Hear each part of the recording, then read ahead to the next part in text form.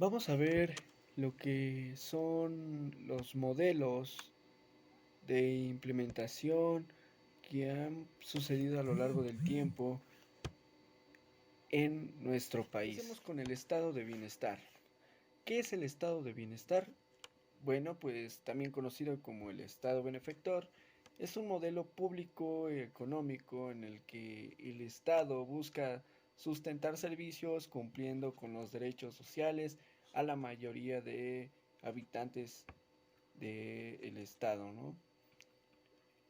El estado busca la distribución económica sea equitativa para toda la población, con el objetivo de lograr el máximo bienestar general. Es decir, pues nosotros pagamos nuestros impuestos y de ahí el Estado es como busca nuestro bienestar general mediante nuestros impuestos, manifestándolo en las escuelas públicas, el servicio público, que será transporte público, en la salinidad.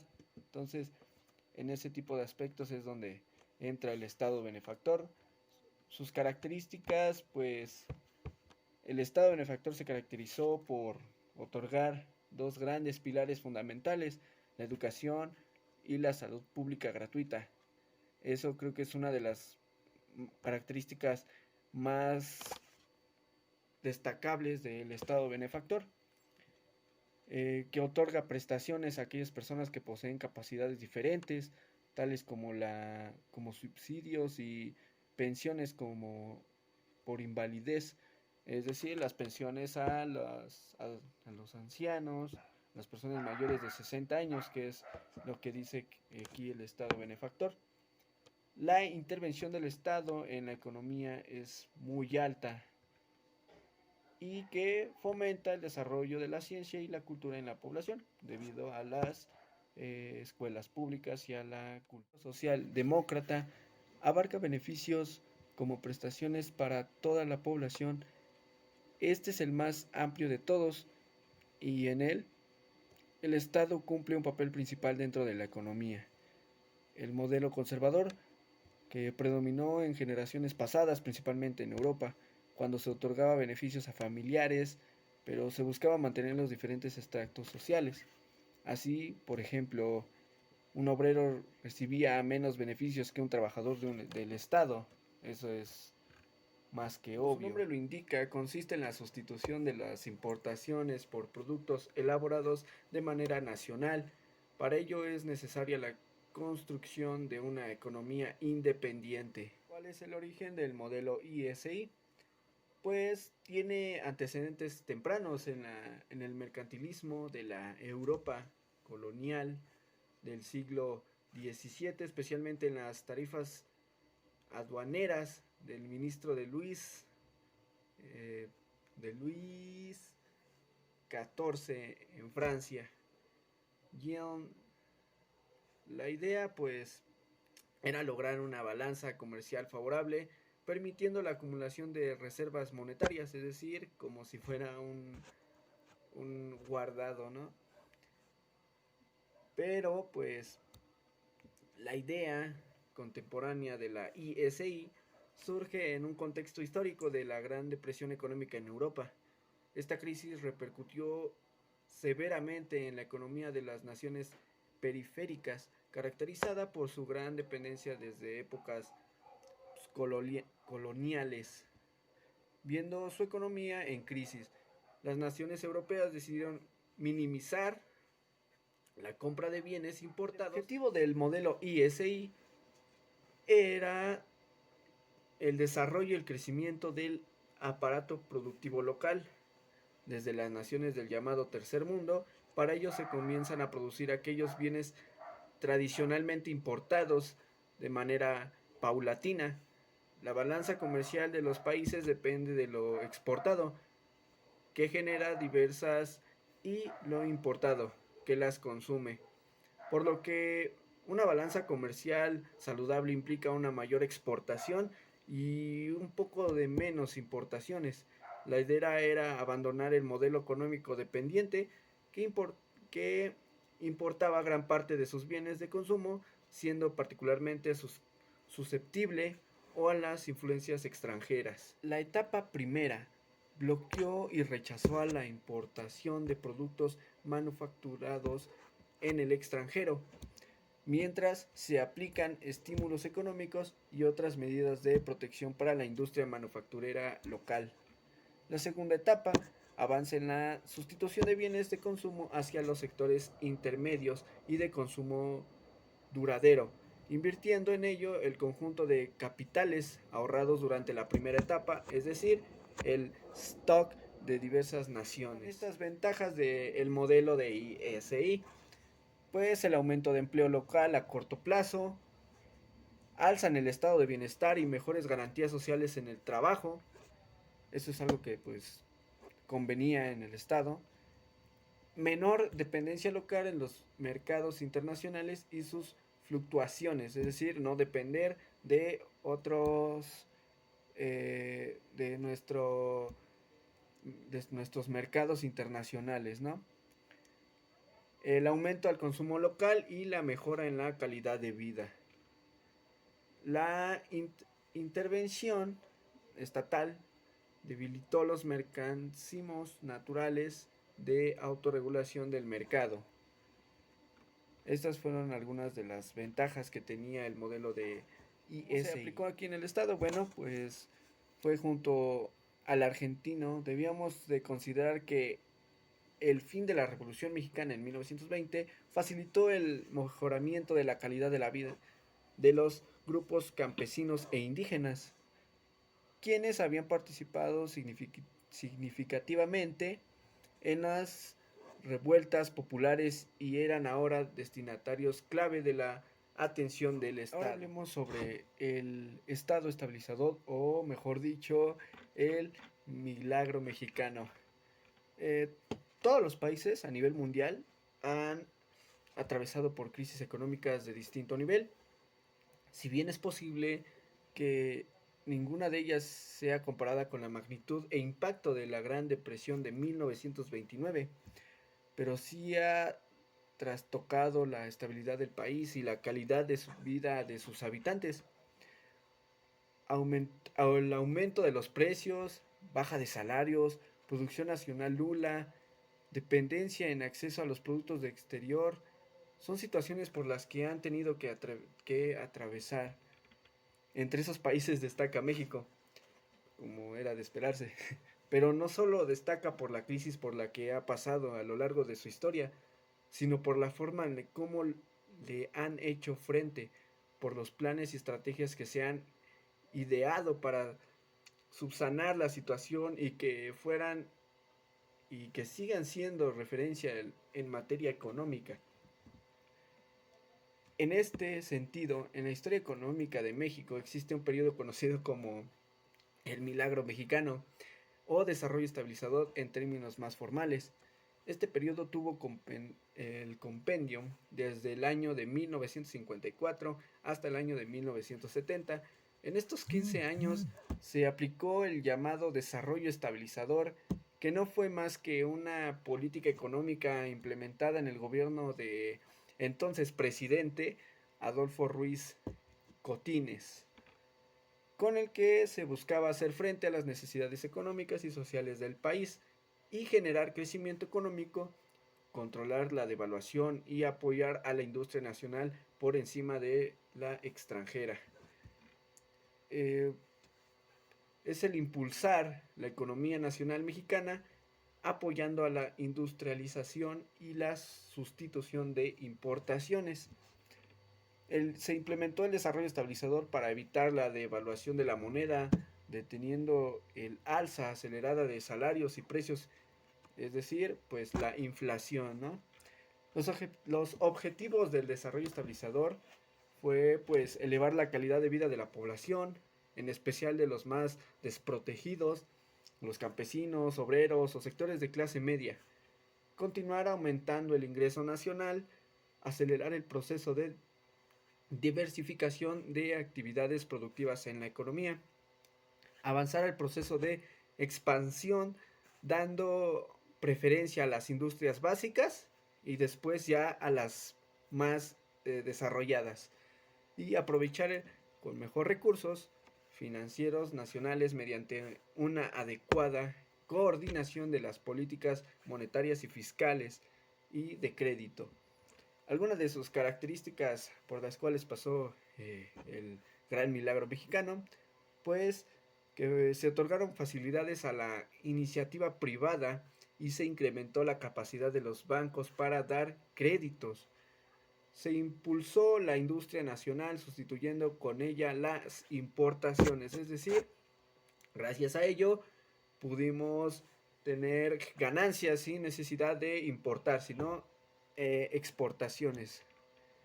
El Estado tenía menor intervención en la economía, sin embargo, era su responsabilidad la creación y mantenimiento de la infraestructura de la economía.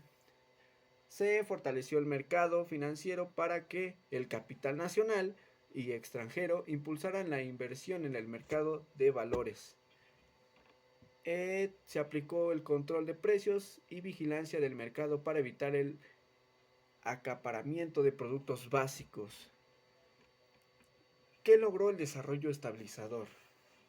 Bueno, pues si bien México había tenido antes de 1954 tasas de crecimiento aceleradas y el Producto Interno Bruto por persona crecía, ese crecimiento iba acompañado de inflación, como pues es lo normal, ¿no? Si sube algo, también tiene que subir el precio, los salarios y de igual manera, todo por igual. Si sube, no sé, a lo mejor una llanta, quiere decir que todo lo demás también tiene que subir. Sin embargo, durante la etapa del desarrollo estabilizador, el crecimiento anual de los del Producto Interno Bruto por persona fue de 3.4% y se alcanzó plena estabilidad de los precios internos. Es decir, creció el PIB al igual que antes, pero esta vez sin aumento de inflación por medio. Los participantes que desarrollaron esto, pues fue que tuvieron en el gobierno los empresarios, los trabajadores y los campesinos. Todos trabajaron en conjunto para lograr el milagro mexicano y estabilizar la economía del país que iba en picada. Ahora hablemos sobre el modelo de desarrollo compartido, que fue el plan implementado entre el año de 1970 y el año de 1976 por el entonces presidente de México, Luis Echeverría, que consistía en la combinación de un alto crecimiento económico con el reparto equitativo del ingreso. Pretendía corregir las deficiencias del modelo de desarrollo económico anterior, impulsando por el presidente Adolfo Ruiz Cotines en 1954 y manteniendo por Adolfo López Mateos y Gustavo Díaz Ordaz hasta el año de 1970. Algunos de los objetivos del modelo de desarrollo compartido era aumentar los gastos públicos, reducir la deuda externa, acabar con la desigualdad social, aumentar la actividad productiva, modernizar la industria o aumentar las exportaciones. Pero pues hablemos un poco sobre el contexto histórico. Durante los problemas económicos que afrontaron algunos países de Latinoamérica, las entidades financieras como el Banco Mundial, el Banco Interamericano de Desarrollo y el Fondo Monetario Internacional corrieron en auxilio de las repúblicas en crisis. Las condiciones para los auxilios fueron un recorte del gasto público y los planes sociales. Todo esto trajo como consecuencia un mayor empobrecimiento de la población en México. El modelo aplicado fue el del desarrollo estabilizador, el cual estuvo vigente hasta el año de 1970. Sus objetivos pues, era reducir la tasa de crecimiento de la deuda pública, que el Estado tuviese una mayor participación en las actividades económicas para tener un control más firme sobre los desbalances en los diversos sectores de producción. Incorporar aún más el sector obrero en todos los niveles del proceso de producción, pues un obrero es muy importante. brindar una mejor calidad de vida en el pueblo, generar más empleos directos e indirectos y aprovechar al máximo los recursos naturales para aumentar el crecimiento de la economía. A lo largo del tiempo, pues el modelo de desarrollo compartido pues evolucionó, ¿no? Muchos gobiernos aplicaron los planes para solventar la crisis, en el caso de México, para lograr el crecimiento económico. El gobierno se centró en la política de restricción, el gasto en el objetivo de enfrentar la inflación y disminuir el déficit. Sin embargo, como se aumentó la recaudación tributaria ni los precios, ni los bienes y servicios públicos, la situación económica se agravó, multiplicándose casi por 10 el déficit del sector público. ¿Cuáles fueron esas dificultades? Bueno, pues la posición, la posición antagónica que mantuvieron el Banco de México y el Ministerio de Finanzas llevó a la economía mexicana a una situación de aceleración y frenado, de graves consecuencias a nivel económico y social. La política de exportaciones para dar tierras a los campesinos generó desconfianza en las inversiones privadas. La corrupción, la premura por obtener resultados, la falta de planificación adecuada y los manejos financieros ineficientes dañaron el resultado de muchos proyectos. Eh, para finalizar, para el año de 1976 estalla la crisis, con la devaluación y la inflación de casi 16% y un déficit en la balanza de pagos. En ese entonces cuando se firma un acuerdo con el FMI que continuó el gobierno siguiente, pero fue interrumpido por el desarrollo de la industria petrolera, lo cual hizo que se echaran por tierra las medidas de austeridad y de que acudiera a un nuevo préstamo internacional. Veamos finalmente las consecuencias que tuvo. Se registró un aumento de la deuda externa, los índices de desempleo se incrementaron, hubo una devaluación de más de un 6% con respecto al dólar americano, existía un control excesivo con respecto a la inversión extranjera, lo cual hacía que esta disminuyera considerablemente. Entonces fue todo un caos. Finalmente vamos con el modelo de crecimiento acelerado, sus características, sus ventajas y sus desventajas. Pues fue el modelo económico que se llevó a cabo en México durante el sexenio de 1976 y 1982 del gobierno del presidente José López Portillo, en el cual sus características principales fueron el crecimiento económico y la acumulación de capital. Al subir al poder en 1976, López Portillo recibió un país en una situación económica bastante complicada por las fallas de gobierno anterior, la molestia de la población, hacia que la confianza de este gobierno fuera cada vez menor, con disminución del PIB e inflación. Sin embargo, el gobierno fue capaz de recuperar la confianza del pueblo y de los empresarios mediante el descubrimiento de formidades, reservas del petróleo, etcétera. Esto posicionaba a México como una quinta nación a nivel mundial con mayor cantidad de reservas de hidrocarburos, con la explotación de estos yacimientos petroleros y el posterior desarrollo de la industria. Se logró reactivar la economía e hizo que creciera el país con el PIB. Sus características, pues debido a los conflictos creados durante el gobierno anterior del presidente Luis Echeverría, entre empresarios y gobierno, uno de los objetivos de López Portillo era realizar estos conciliatarios con los secretos productivos. Uno de los eventos económicos financieros de mayor relevancia durante este sexenio fue el descubrimiento de yacimientos petroleros en el país.